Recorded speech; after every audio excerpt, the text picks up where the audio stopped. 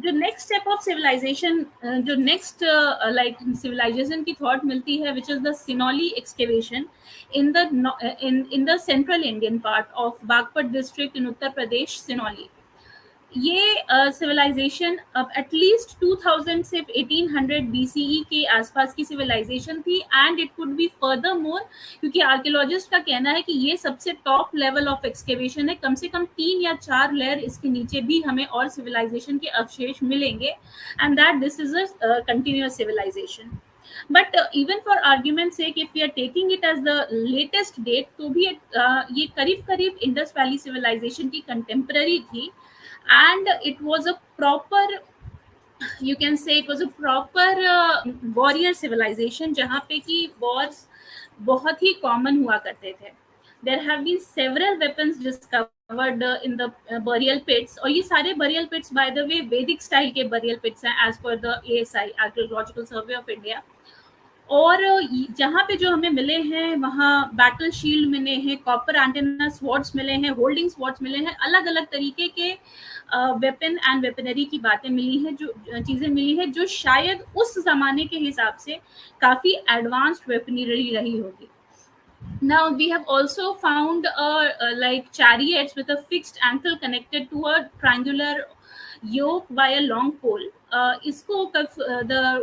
this is somehow ASI, according to ASI, this is an evidence of this being a war chariot or a war driven horse driven chariot that was used in the war by the warriors for the war.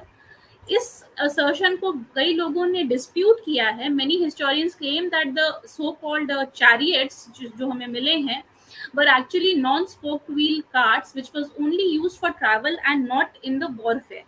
Either cases, this has been an important discovery to showcase that that Sinoli, one of the oldest oldest civilizational part of ancient India, was a proper you can say warrior civilization and a very advanced warrior civilization. यहाँ तक कि जो skeletons भी हमें मिले हैं उसमें से भी कई लोगों ने स्केलेटन्स को के ऊपर भी हमें शील्ड्स मिले हैं, जैसे कोई वॉर में मर गया है तो उसके ऊपर कवच डाला हुआ है, और ऐसे 3 बॉडीज हमें मिले हैं जिसको कि रॉयल कॉफिन्स में बांधा गया था, टू शोकेस की कितनी इंपॉर्टेंस थी यहाँ पर। Not just males but also female bodies for similar way have been found, showcasing ये एक प्रॉपर सिविलाइजेशन थी वॉरफेयर वाली, where not just the males but also the females and everyone had an access to it. इस civilization या इस excavation ने हमें एक और एविडेंस या एक और थॉट प्रोसेस दी है दैट बीइंग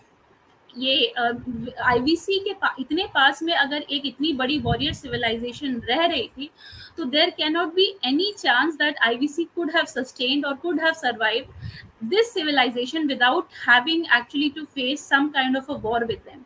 तो ये एक जो हमारा जो पुराना डिस्कशन या असर्शन था कि आईवीसी कोई एक पीसफुल सिविलाइजेशन नहीं थी और वहाँ भी वॉर होते थे, उसको ये जो सिनाली एक्सकवेशन फर्दर प्रूव करता है और सर्कमस्टेंशियल एविडेंस देता है कि वहाँ पर वॉर्स के एंड वॉरफेयर्स की प्रेजेंस बहुत ज़्यादा थी।